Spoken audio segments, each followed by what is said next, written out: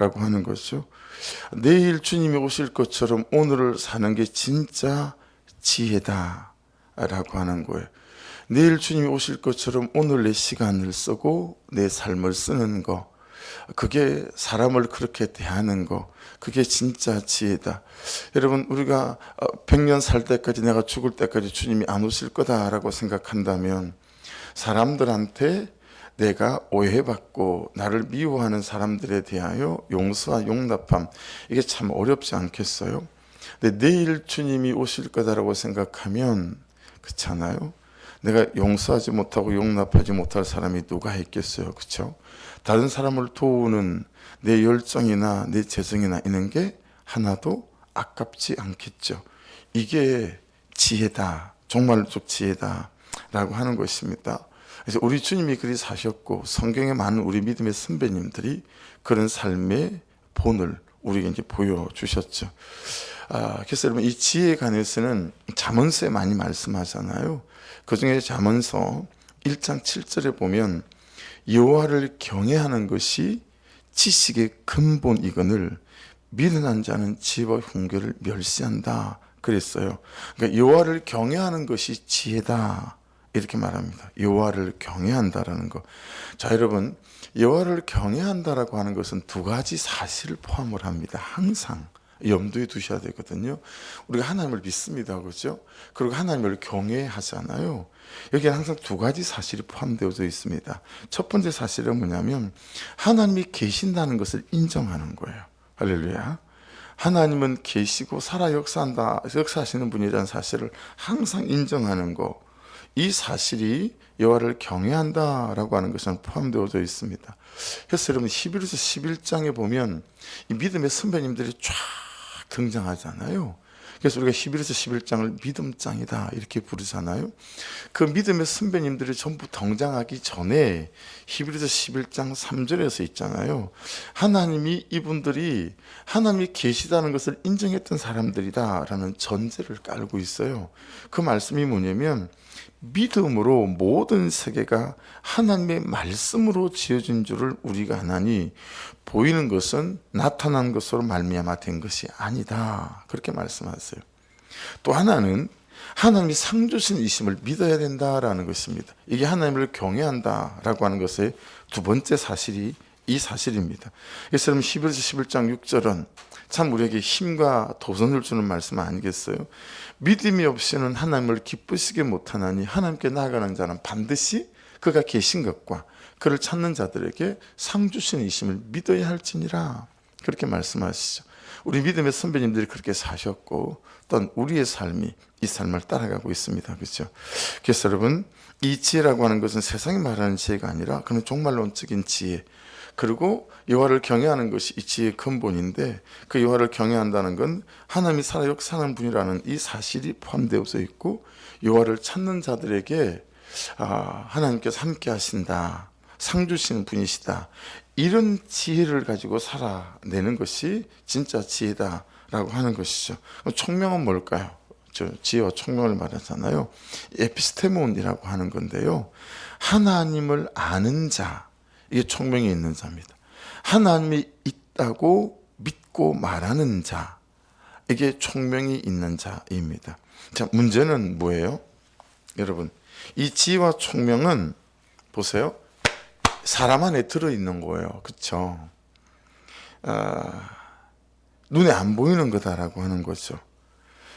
내 안에 들어있던, 다른 사람 안에 들어있던, 손으로 만질 수 없는 것이고 끄집어내서 눈으로 확인할 수도 없는 거다라고 하는 거죠. 그래서 여러분, 어떻게 하라고 하십니까? 13절을 다시 보십시오. 하반절을, 그는 선행으로 말미암아 지혜의 온유함으로 그 행함을 보일지니라, 그렇게 말씀하세요. 이 선행으로라고 하는 것은 착한 생활 방식, 언어 사용이나 성품을 사용하는 것이나 태도를 사용하는 것이나 시간을 사용하는 것이나 재정을 사용하는 것으로, 이게 선행에 포함되어진 거예요. 그 행함을 보일지니라, 지혜와 총명을 어떤 거예요? 삶으로 보여야 된다는 거예요. 라이프 스타일이나 삶의 패턴으로. 가만 보니까 저분이 정말 하나님을 살아계신 분으로 믿는 사람은 어떡하겠어요? 삶의 우선순위가 하나님으로부터 시작하겠죠. 그렇죠? 가장 좋은 시간, 가장 최저의 컨디션으로 하나님 앞에 머물겠죠. 왜냐하면 하나님 그분께 모든 게 있고, 우리 말씀을 지나왔어요. 그렇죠? 모든 것이 삐뚤의 아버지께로부터 우리에게 내려오나니, 그 말씀 지나왔잖아요. 모든 것이 하나님께 있는 거예요. 그리고 그 삐뚤의 아버지께로부터 모든 게 내게 부어진다 라고 하는 것이니까, 여러분 그 시간이 제일 귀한 거죠. 그래서 내 제일 좋은 시간, 내가 정말 깨어있는 그 시간, 가장 좋은 컨디션, 그때 내가 이제 하나님께 이런 것들이 되어질 수 있겠죠. 그렇죠? 그래서 그 가운데 삶으로 증명해라 라고 하는 그 가운데 쏙 넣어놓은 선행으로 그 행함을 보여야 하는 대표적인 삶이 어떤 삶이죠? 13절 보십시오. 지혜의 온유함으로 그랬어요. 온유함 이해합니다.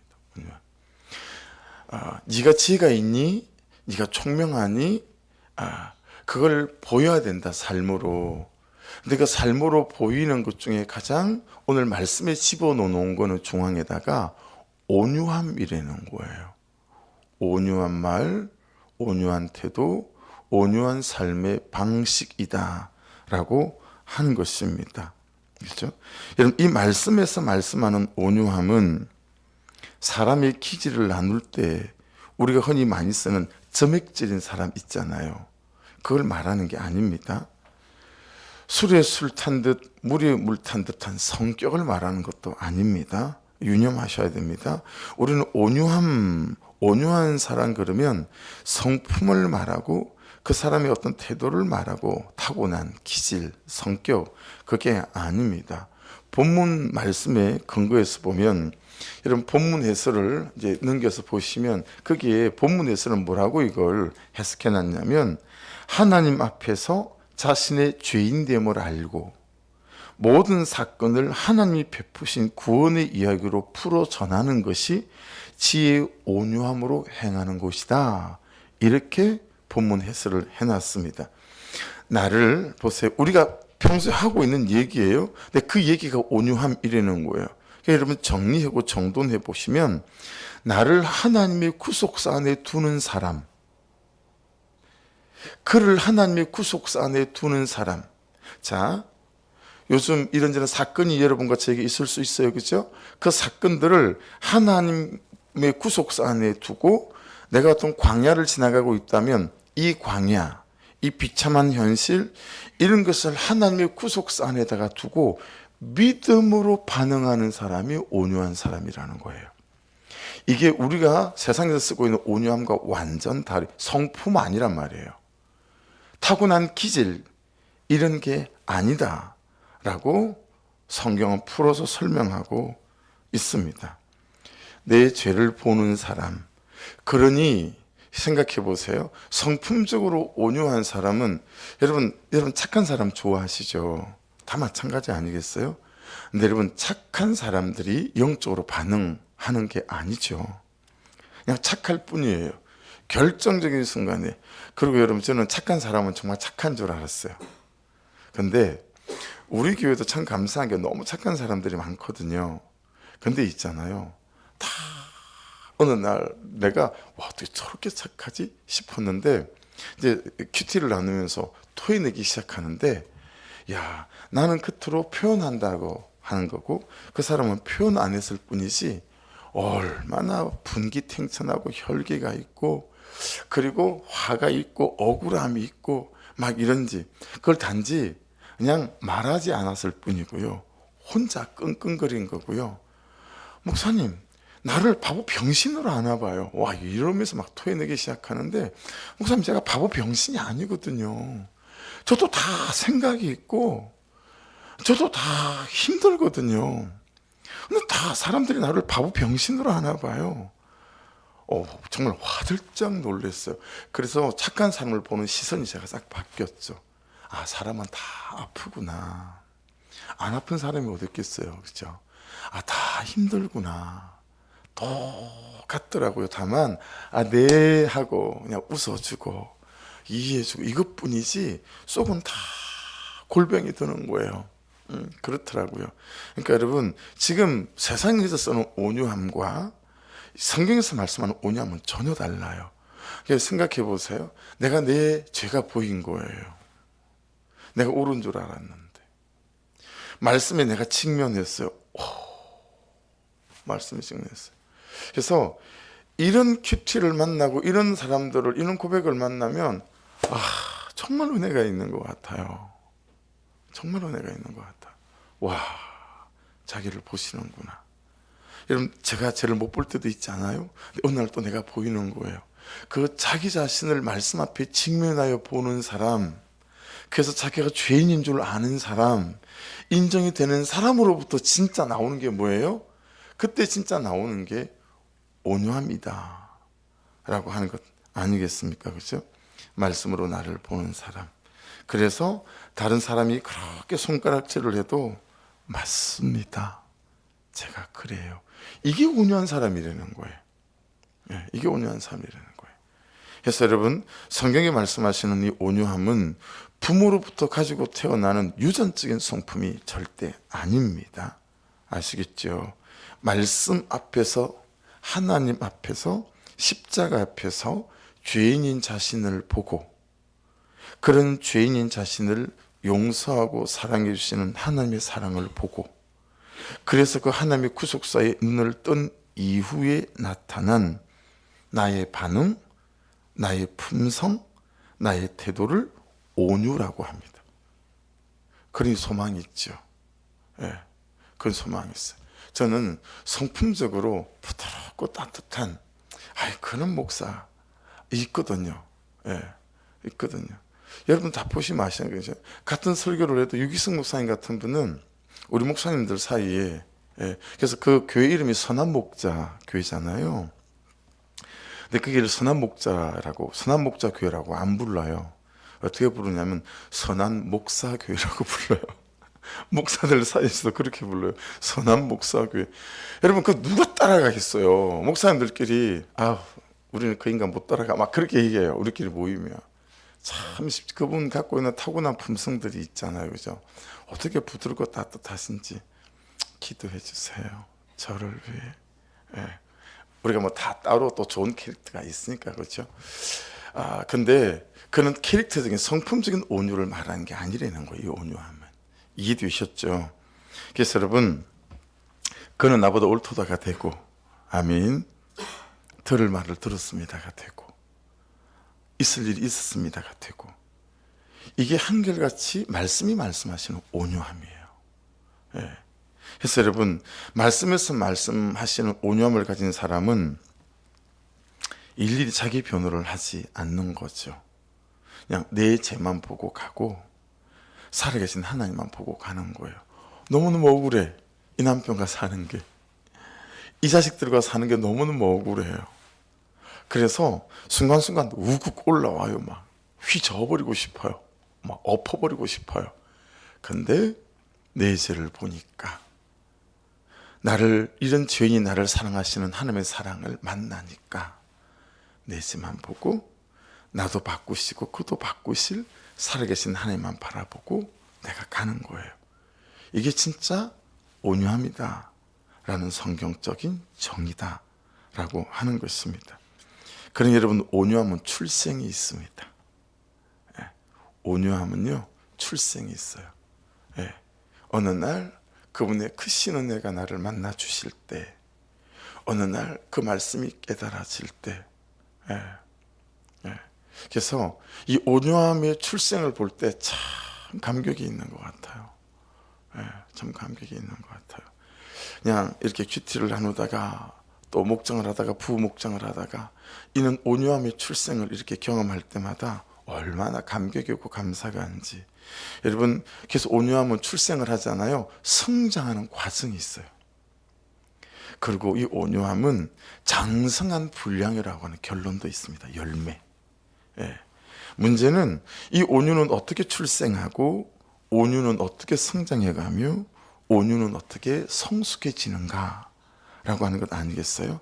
이걸 살펴보면 여러분들이 믿음의 선배님들이 성경에는 제법 많이 계세요. 여러분 제일 많이 탁 여러분이 떠오르는 사람이 누구예요? 이 세상에서 모세보다 온유한 사람은 없다. 하나님이 그러시지 않았습니까? 그렇죠? 이게 민수기 12장 3절이에요. 이 사람 모세는 온유함이 지면의 모든 사람보다 더하니라 그랬어요. 근데 그럼 도대체 이 모세 선생님은, 이 선배님은 어떻게 온유가 출생했고 이 온유가 성장했으며 이 온유가 성숙해져서 하나님께서 이런 말씀을 하는 사람이 되어졌을까? 이걸 알 수 있는 성경 한 구절이 딱 한 이 성경에 있어요. 여러분도 잘 아시고 저도 되게 좋아하는 성경 구절이에요. 출애굽기 33장 11절에 이 말씀 있죠. 들어보십시오. 사람이 자기의 친구와 이야기함 같이 여호와께서는 모세와 대면하여 말씀하시며 모세는 진으로 돌아오나 눈의 아들 젊은 수종자 여호수아는 해막을 떠나지 아니하니라. 여러분 이 말씀을 보면 온유함이 어떻게 출생하고 온유함이 어떻게 성장하고 온유함이 어떻게 성숙해지는지를 딱 보여서 한 절 안에 너무 큰 메시지가 있어요.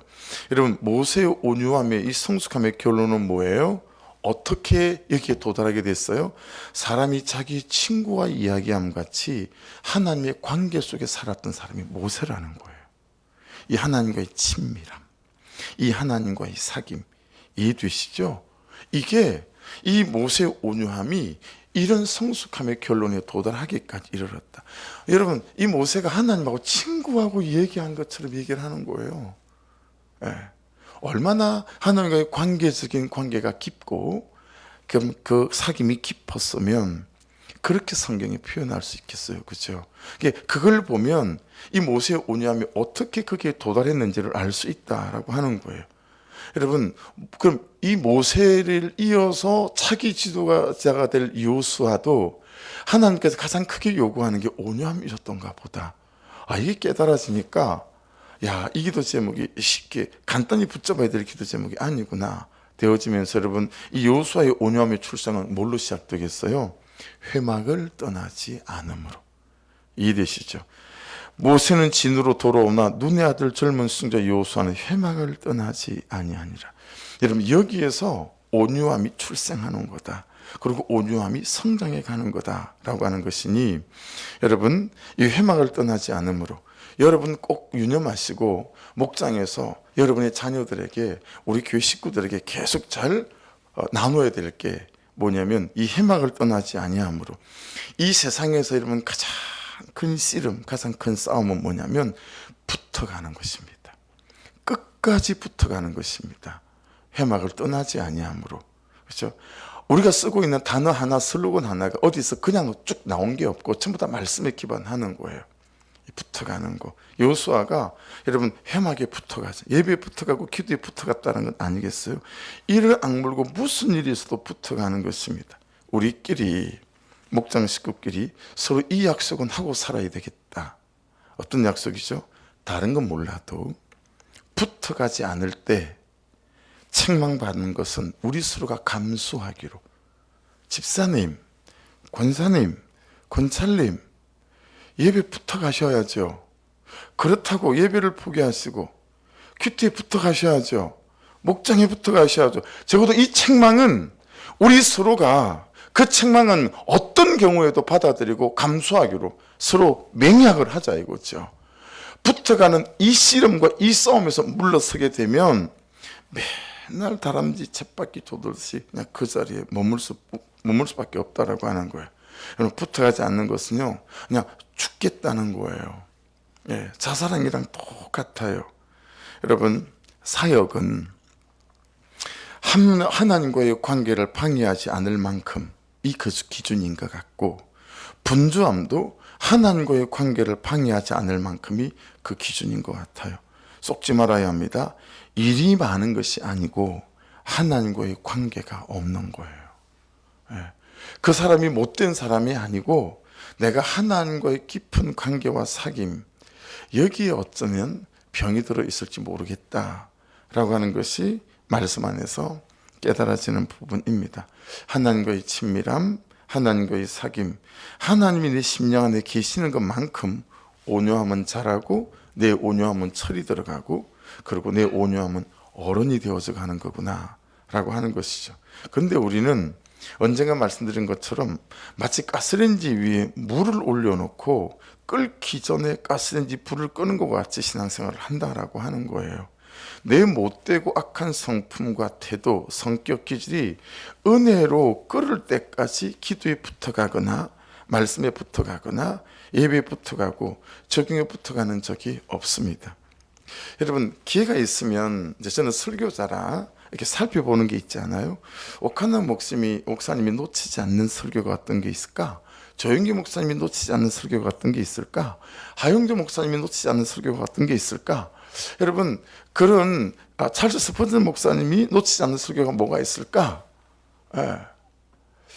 이 시대에 그런 목사님들까지도 마찬가지예요. 그렇게 보면 그분들이 한결같이 놓치지 않는 설교가 있습니다. 영적 전쟁이라는 설교예요. 영적 전쟁. 우리가 저녁 8시 모여서 기도해야 하잖아요. 그렇죠? 그럼 여러분, 언제든지 우리가 기도를 시작할 마음만 먹어도 사단은 원수 대적을 동원해서 움직이기 시작합니다. 그래서 부흥회를 앞두고 교회적으로 21일 작전기도 하겠습니다. 이런 게 딱 있잖아요. 그럼 여기저기서 막 영적 전쟁이 일어납니다. 막 교회 이전 건축 이러면요, 여기저기서 영적 전쟁이 일어납니다. 여러분, 말씀에 붙어가고 예배에 붙어가고 기도에 붙어가며 내 온유함이 성장하기를 원합니다. 그러면 사단은 절대로 가만두지 않습니다. 그래서 계속해서 어떤 일련의 사건들을 통해서 내 성품이 은혜로 끓기 전에 자꾸 가스레인지 불을 끄는, 붙어가는 것을 포기하는 일들이 생기는 거예요. 이게 섭섭하고 이게 서운하고 막 이런 마음이 찾아드는 거죠. 그래서 이 붙어가는 삶을 중단되게 만든다라고 하는 것입니다. 여러분, 항상 저와 여러분이 기도에 붙어가기를, 말씀에 붙어가기를, 예배에 붙어가고, 특별히 우리는 큐티하는 사람이니까 적용에 붙어가는 은혜가 있기를 주의 이름으로 축복합니다. 붙어가면 말씀이 들리는 날이 옵니다. 아멘 하십시다. 붙어가면 하나님을 경험하고, 붙어가면 하나님을 만나고, 붙어가면 말씀을 만나고, 무엇보다 나를 만나게 됩니다. 하나님을 보면 내가 보입니다. 할렐루야. 못된 나와 직면하게 되고요, 내 죄가 보입니다. 내가 참 악한 인간이었구나, 내가 죄인이라는 사실이 인정되게 되어지죠. 그때부터 나의 온유는 출발하기 시작합니다. 할렐루야. 나의 온유는 그때부터 진짜 출발이 되어지는 겁니다. 바울 사도를 봐도 그래요. 이분이 그 유명한 삼청천을 말한 데가 있죠. 고린도후서 12장 2절인데요.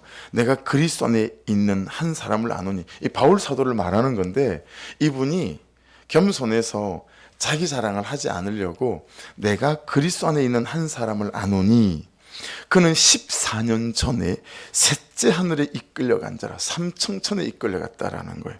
그가 몸 안에 있었는지 몸 밖에 있었는지 나는 모르거니와 하나님은 아시느니라, 그렇게 말씀합니다.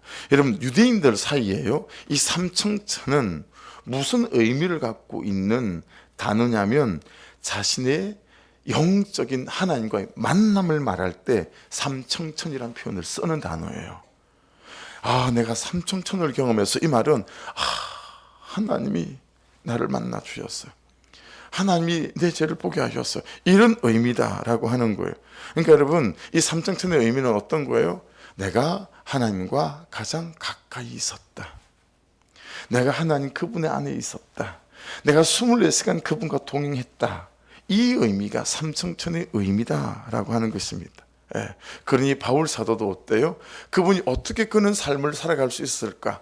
그분이 하나님과 항상 그 친밀함, 그 가장 가까운 그 24시간의 동행 속에, 자, 그러니 여러분, 이게 잘 좀 기도하시면서 생각해 보십시오. 나의 새벽을 깨우는 이 기도가 말씀 앞에서는 이게 어찌하든 형식적이지 않게 만들고 종교적이지 않게 만들어야 되겠다. 그렇게 되면 우리가 속는 거예요. 새벽 기도 했으니 괜찮겠지, 천만에. 큐티 했으니 괜찮겠지, 천만에. 그 새벽 기도 속에, 큐티 속에 그 인격적인 하나님과 나의 인격이, 주님 어떡하지요? 라고 그분에게 나의 전 존재를 꺼내놓고 그분을 간절함으로 구하고 말씀을 간절하게 구하고 오늘 이 말씀 속에서 나에게 주신 하나님의 음성이 어떤 거지? 주님 제가 너무 구해요 라고 하는 이 간절한 기대, 이 갈망, 여러분 이것이 말씀 앞에 설 때마다 저와 여러분의 것이 되기를 주의 이름으로 축복합니다. 그래서 여러분 제일 제가 조심하는 것이 찬송을 부를 때입니다. 그냥 가사를 읊어댈까 봐. 근데 여러분 이 생각을 딱 생각하고 찬송가를 부르잖아요. 이 찬송가 한 절 한 절이 한 사람의 인생의 고백 전체가 묻어 있는 거예요. 어떤 한 사람의 신앙의 결론이 찬송가에 다 묻어 있어요. 찬송가를 딱 그 생각을 하고 찬송가를 부르면. 그렇죠? 그래서 전 찬송가에 참 은혜를 많이 받는 것 같아요. 네, 그래서는 기도를 해도 찬송 반 기도 반일 때가 많아요. 네, 이 찬송가에 얼마나 한 사람의 믿음의 고백이 막 묻어 있는지. 여러분 형식적이지 않고 종교적이지 않도록 큐티해야 되겠다, 예배해야 되겠다, 정말 깨어있는 그런 마음인 거죠. 그래서 여러분 14절부터 16절까지 말씀은 보세요. 14절 16절 읽어볼까요? 한 번 더. 그러나 너희 마음속에 독한 시기와 다툼이 있으면 자랑하지 말라. 진리를 거슬러 거짓말하지 말라.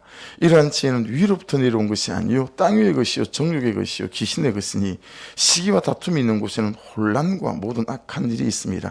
자, 위로부터 난 지혜는 세 가지가 없대요. 뭐가 없죠? 독한 시기가 없어요. 피크로스 젤로스라는 겁니다. 피크로스 젤로스.